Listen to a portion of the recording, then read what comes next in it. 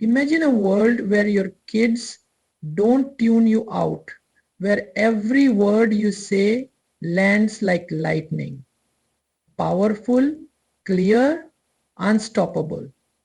What if I told you that this world is not just a dream, but a choice you can make today without yelling, without frustration, just calm, confident connection.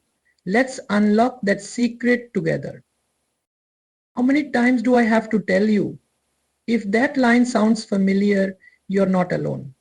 Every parent has felt that surge of frustration, that heat rising in your chest, and the instinct to raise your voice just to be heard. But here's the truth most of us never hear. Yelling doesn't work, not in the long run. It might stop the behavior for a moment, but what it really creates is fear, disconnection, and emotional shutdown. Think about it. When someone yells at you, do you feel inspired to listen or do you feel defensive? Kids are no different. Yelling is noise. It's chaos, and in chaos, no one learns, no one grows, no one listens. Now imagine a moment where instead of shouting, you paused, took a deep breath, and dropped your tone. Suddenly, your words carry weight. Your presence speaks volumes, and your child looks up not because they fear your voice, but because they trust it. Calm is magnetic. It draws kids in. It signals safety. It says, I'm here, I see you, and I'm not losing control just because things are tough. That's power, not volume. Let's break the myth right now. Raising your voice doesn't raise your influence. In fact, it usually drowns it. But when you choose calm, when you stay grounded, you become the emotional anchor your child desperately needs in their storm. So if yelling isn't the answer, what is? Let's shift from reaction to connect. Imagine this. You walk into a room and immediately feel seen, truly heard, not just with words, but with your whole being. How does that make you feel? Respected, valued, understood? Now imagine how that same feeling transforms your relationship with your child. Listening isn't just about waiting for your turn to speak. It's about showing up fully, eyes locked, distractions set aside, heart open. When we give children our complete presence, something incredible happens. They lower their walls, their defenses soften, and they become open to hearing us back.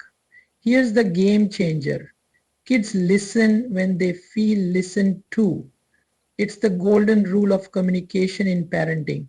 The moment you stop multitasking, stop scrolling your phone, and simply focus on what your child is saying, even if it's a tantrum or a meltdown, you're planting seeds of trust that grow into cooperation. This isn't just about being polite. It's about creating an emotional bank account with your child where deposits of attention and empathy build a reserve of respect and willingness to cooperate. And when you listen deeply, you model the very behavior you want to see. Your calm, patient presence teaches your kids how to regulate their emotions too. It's a ripple effect. Your calm invites their calm. Your attention invites their attention. Remember, connection is the bridge to communication. Without it, commands fall flat and yelling feels like the only option left. But when you listen first, you don't have to shout later because your child is already tuned in. So how do you listen really well? How do you make your presence so powerful that your words carry weight without ever needing to be loud? That's the secret in mastering calm and clear communication. Picture this. You're in a noisy room, full of chatter and distractions. Now imagine someone leans in and says just one sentence, but it's so clear, so powerful that everyone stops and listens. That's the magic of saying less but meaning more. In parenting, this skill is a total game changer. Too often, We overwhelm our kids with long explanations, endless warnings, or repeated commands. And what happens? They tune out. Their minds wander. The message gets lost in the noise. But when you trim your words down to the essentials, delivered with calm confidence, your message cuts through. Calm communication isn't about whispering or being passive. It's about owning your authority without aggression. It's about the tone you use, the steady, grounded voice that signals I'm serious, but I'm in control. It's the timing, speaking when you have their attention, not when emotions are running high. And it's the clarity, using simple, direct language that leaves no room for misunderstanding. Remember, kids don't just hear your words, they feel your energy. If your voice shakes or your words flood out like a river, it fuels anxiety and resistance. But when you speak calmly and clearly, your child feels safe, respected, and motivated to listen. This is how you become a calm leader in your home. You don't need to raise your voice to raise respect. In fact, respect often grows because you don't yell. It grows because you communicate with purpose. But communicating well isn't just about what you say.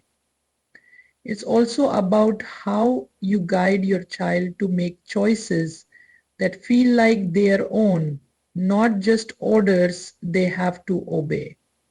Imagine a calm so steady, so unshakable that no tantrum, no meltdown, no challenge can shake it. This isn't a fantasy. It's a skill you can build. Calm is not something you either have or don't have. It's a muscle you strengthen with intention, practice, and self-awareness. Parenting pushes every button inside us. When stress hits, our instincts often scream to yell or react. But true leaders don't let their feelings dictate their actions. They master their emotions and lead from a place of peace. The first step is recognizing that your own calm is the foundation for your child's listening. When you stay grounded, your child feels safe. When you breathe through frustration instead of reacting to it, you model powerful emotional regulation. Techniques like deep breathing, counting to 10, or even a brief pause before responding give you space to respond thoughtfully instead of react impulsively. This pause is your superpower. It turns chaos into calm, noise into clarity. Building this skill takes practice, but every moment you choose calm over chaos, you're rewiring your brain and your family's emotional culture. You're teaching your kids that calm is a choice, a tool they can use too. Remember, leading with peace doesn't mean ignoring your emotions or letting things slide. It means owning your feelings but not letting them control the conversation.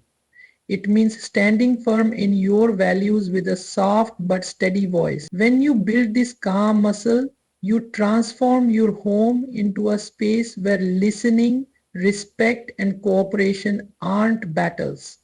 They're the natural rhythm of family life. And this journey of calm leadership, it's just the beginning of a lifetime of deeper connection, trust, and influence with your children. What if I told you that the secret to getting your kids to listen isn't commanding, but inviting? That when children feel they have a say, they become eager partners in solving problems instead of resisting every instruction. This is the power of choice, the quiet game changer in calm parenting. Too often, parenting feels like a battle of wills. You give orders, they push back. But when you offer choices, you are handing over a small piece of control, and that changes everything. It's not about giving up authority. It's about shifting from you have to you get to decide. So as you walk out of here today, remember this: calm isn't just the absence of yelling. It's the presence of power. It's the force that turns chaos into connection, resistance into respect. You already hold that power. Now it's time to use it and watch your family transform.